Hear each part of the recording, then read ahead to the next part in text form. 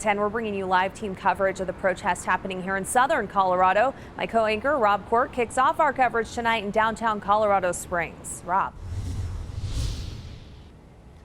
Elizabeth, good evening again. I'm at the corner of Rio Grande and Nevada in front of the Police Operations Center. As you can see behind me, there is a heavy police presence in front of the building.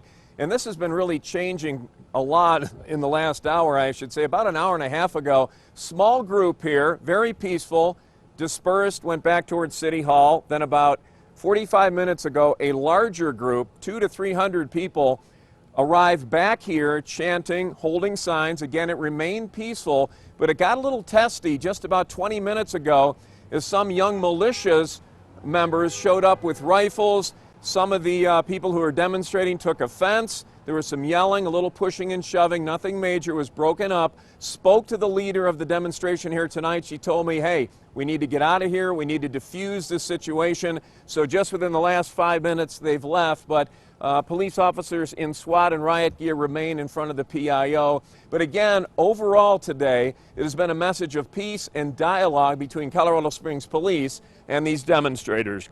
Now, the theme throughout the day has been one of creating dialogue between those who are demanding racial justice and an end to police brutality in whatever form it might take.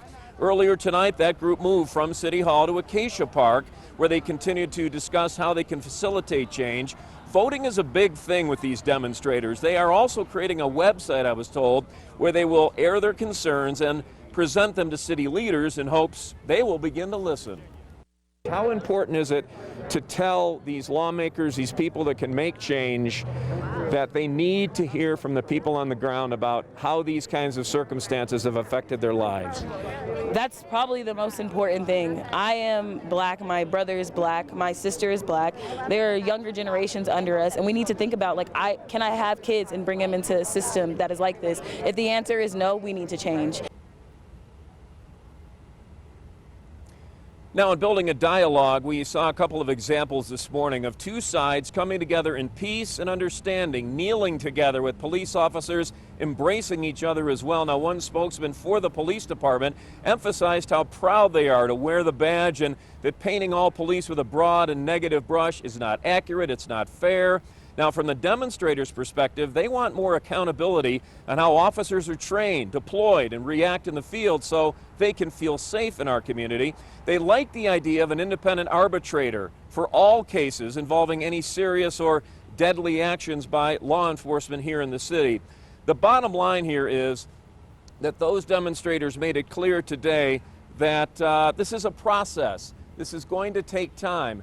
And one of the other leaders that I spoke to today, Larry Black, told me that let me make sure that I get this straight, if no one dies, we've made progress. That's the important message. But again, this is going to take time. Again, the situation has diffused for now. The protesters have moved down to City Hall once again. Hopefully, we won't see any escalation later on tonight. We'll keep you posted.